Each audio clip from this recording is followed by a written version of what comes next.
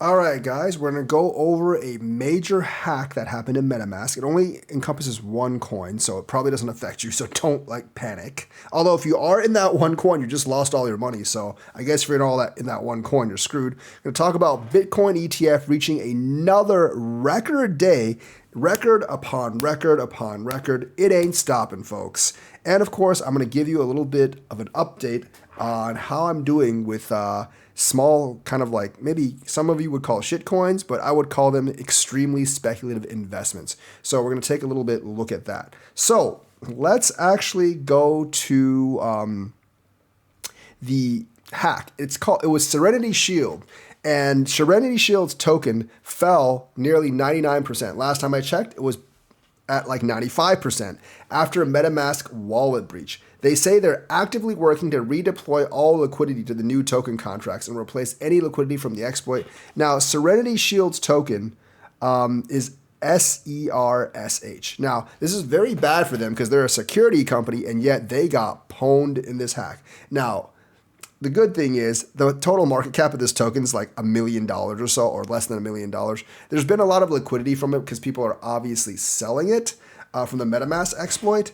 But since the token's fallen by 95, 96% over the day, I suppose the market cap before it was like tens of millions of dollars. So there were a lot of losses.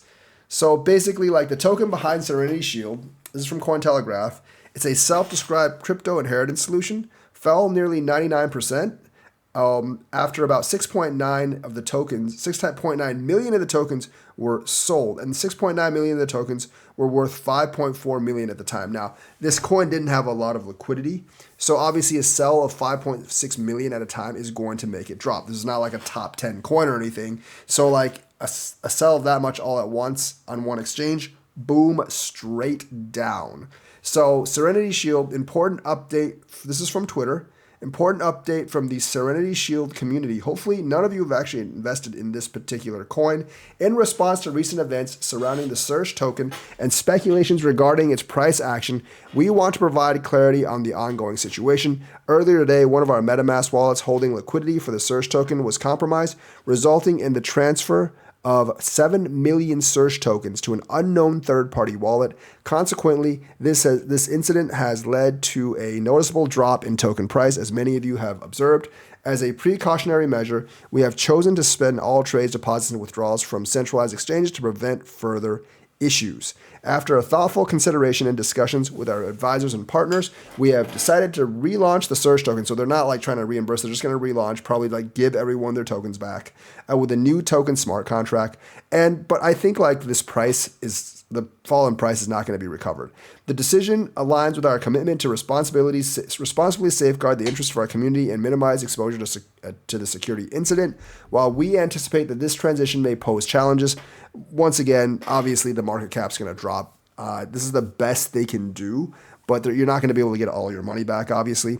We reassure you that we are actively working to resolve the issue by redeploying all liquidity to new contracts during the token relaunch, replacing any liquidity removed during the MetaMask compromise. Your patience and support during this challenging period are crucial, and we appreciate your understanding as we work diligently to ensure security and stability of Serenity Shield.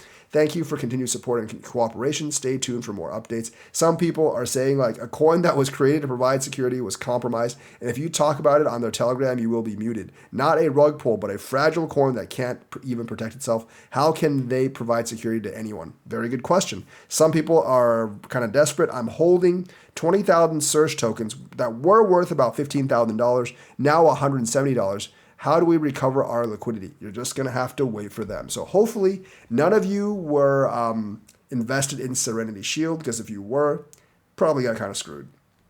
Now, we got to talk about BlackRock and the Bitcoin ETFs. It hit a second consecutive record day in terms of volume. The inflow is still going in. The outflows from GBTC are pretty much dead. That's why we're going up right now. And I don't think there's anything stopping us right now from going up even further. As you can see, we're at 58,700. We're going to cross 59 and 60,000. We just pumped up another 1,500. Yeah, that 57.6K thing by BCB, dead.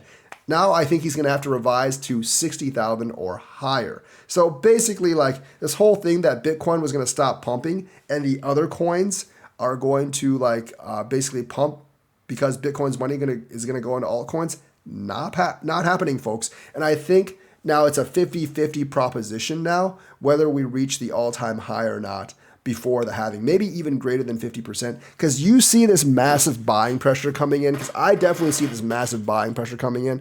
I don't think it's going away anytime soon, man. And like, there's just going to be more and more buying in as people catch on to the FOMO. We're going into extreme greed, but unlike extreme greed from the last couple of times, this extreme greed is actually accompanied by a lot of institutional buying. So all those people that are waiting for 2K or something before, like, that are waiting for like 9K or 12K still before a new all-time high can just absolutely completely forget about it, because that is not happening. They're saying like BlackRock won't buy in at a high price. They won't really have a choice because it's their customers that are actually buying the Bitcoin, and they have to buy right along with it. There's a lot of people interested in institutional Bitcoin, and there is no stopping it at all. There doesn't seem to be any real pause in the buying of institutional Bitcoin.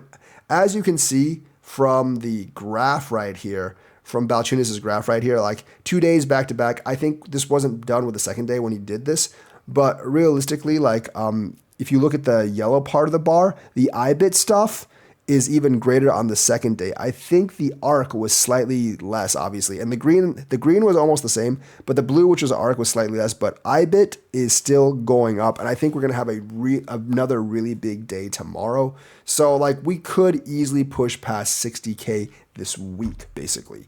So yeah, we're heading towards it. The pressure is still going up. Now let's actually look at my own small coin holdings. Now my Jasmy holdings, obviously, I haven't added to it because we're super pumped already on Jasmy, and this like sudden pump has just made us go up like crazy. I think Jasmy is going to do fine. I'm still waiting for Jasmy to get to like 30 cents. I know it's like around 2 cents right now, but I'm not going to buy more because it's already hyper pumped. I'm going to I did actually discover there was about $1,000 left over in this old Atomic wallet address. I didn't really realize I had that much of it. It says 37K right here, but this ever.io is like a scam coin, so it doesn't count. So take away 36,900 out of the 37,500. I got about $551 left here. I already moved a couple $100 out, and I moved about $260, $270 out of this today. One thing about this is like when I was trying to move it, I had the problem of Ethereum gas. I don't actually have any Ethereum, and I needed some for gas. And I had to like spend a couple dollars for gas. Made me like really, really pissed off. I really hate Ethereum, honestly. Like it's garbage to work with. It's slow, but outside the fact that it's slow, it also costs a lot to like move any kind of coins. And like a lot of stuff on Ethereum, you have to swap, and that costs money too. And it's not on layer 2 yet. So yeah, like just discovered again how garbage Ethereum is. Also, Holochain is one of those coins I would have to swap it to Ethereum and then move it. So I may not be moving that for a while unless it goes way, way up. Obviously, VeChain I'm going to keep. This is not all my VeChain, obviously. This is only a small part of my VeChain. I remember someone donated, and then last year, or the year before last year, and then I just never really moved it.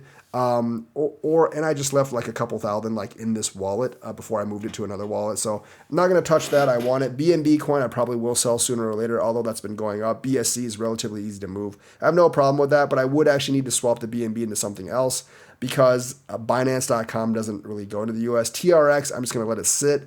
It's not enough for me to move anyways. And out of this, this is not all I have in Atomic because this number doesn't include my staking numbers in Atomic. And I have a couple $100 staked here as well. Band Protocol, Icon. I'm eventually I might just ride with the $113 with Band and see if it can turn into $1,000 in this bull run. Band, I'm going to sell and buy something else, probably like more smaller coins. So I actually had a little over $1,000 in this wallet. I thought I didn't have anything in here, but yeah, that actually kind of surprised me. So I have a little bit of money to actually buy smaller coins, and I bought a couple $100, like $200-300 worth of smaller coins today. I sold the XRP. I had 225 XRP. I sold all but 10 of it. The 10's unfortunately just stuck in the wallet. You guys know how that works, right?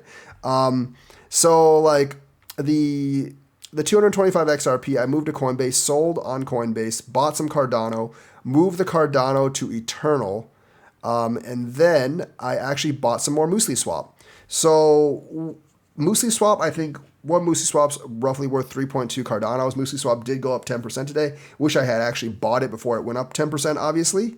So essentially, if you look at my tokens on Cardano here, I have about 135 Muesli Milk now. And Milk, if you look at it, has a very small market cap. I think it's like 12 million on CMC. It is the second biggest exchange on Cardano behind MinSwap, and I think it's growing more. I think it is actually growing like way more organically. This one isn't it on Cardano. I think this is the depreciated one, but I think it has like a market cap of 12 million. And even if you like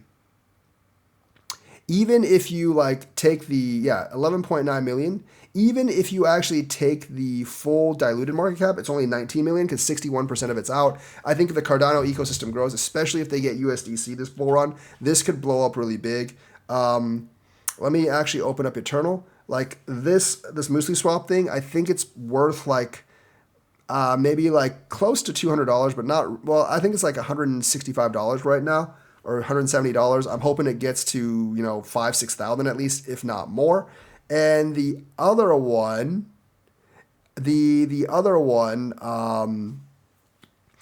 I actually have is actually in MetaMask. I bought more AWT because that one hasn't actually pumped yet. And I still believe it will pump sometime. Much like the Jasmine, I have $208 worth of Abyss World right now.